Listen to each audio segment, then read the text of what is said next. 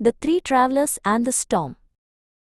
తమ తమ వృత్తుల పట్ల గర్వంగా ఉన్న ముగ్గురు వ్యక్తులు ఒక చిన్న పడవలో కలిసి ప్రయాణిస్తున్నారు.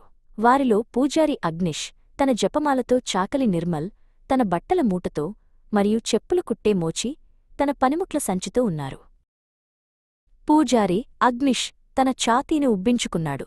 నా పని అత్యంత ముఖ్యమైనది అని అతను ప్రకటించాడు. నేను ప్రజలను దేవుళ్లకు కలుపుతాను మరియు వారికి శాంతిని తెస్తాను. మీ పని కేవలం మురికిది. అతను తన చేతిని ఊపుతూ ఇతరుల వైపు సైగ చేశాడు. చాకలి నిర్మల్ ముఖం చిట్లించాడు. మురికిదా? నేను వస్తువులను శుభ్రం చేస్తాను అని అతను బదులిచ్చాడు. నా పని లేకుండా ప్రజలు మురికి మరియు అనారోగ్యంలో జీవిస్తారు. నా పని శుద్ధి చేస్తుంది మరియు శుభ్రపరుస్తుంది. నువ్వు చేసేది మోచి కేవలం బూట్ల కోసమే. చెప్పులు కుట్టే మోచి కేవలం నవ్వాడు.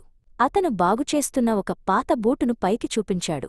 నా పని గొప్పది కాకపోవచ్చు అని అతను మెల్లగా అన్నాడు, కాని అది ప్రజల పాదాలను ముళ్ళు మరియు రాళ్ల నుండి రక్షిస్తుంది. ఇది వారికి వారి మార్గాల్లో సౌకర్యంగా నడవడానికి సహాయపడుతుంది. అకస్మాత్తుగా ఆకాశం చీకటి, కోపంగా ఉన్న బూడిద రంగులోకి మారింది. గాలిహోరున వీచింది మరియు నది అలజడి చెందడం ప్రారంభించింది. చిన్న పడవ ఒక బొమ్మలాగా అటూ ఇటూ విసిరివేయబడింది. ఒక పెద్ద అలపడవ వైపు నుండి దూసుకువచ్చింది. పడవ కిర్రుమని శబ్దం చేస్తూ మూలిగింది. తుఫాను యొక్క గర్జనపై ఒక పదునైన పగిలిన శబ్దం ప్రతిధ్వనించింది. పడవ నడిపేవాడు జలద్ పడవ వైపు ఉన్న ఒక పెద్ద పగులును చూపించాడు. ఒక రంధ్రం అని అతను అరిచాడు. మనం మునిగిపోతున్నాం. ఎవరైనా సహాయం చేయగలరా?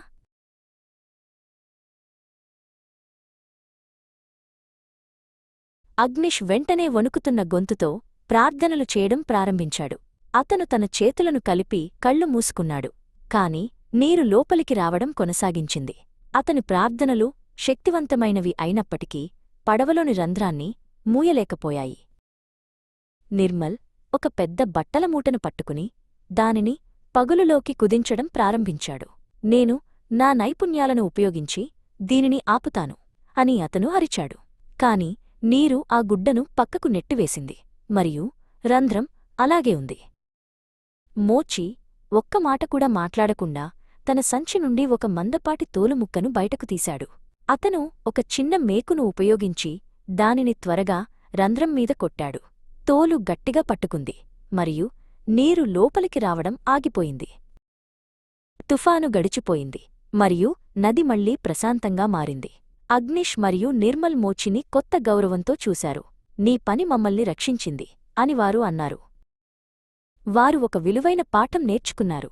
ప్రతి వృత్తి ఎంత నిరాడంబరమైనదైనా పవిత్రమైనది మరియు ముఖ్యమైనది.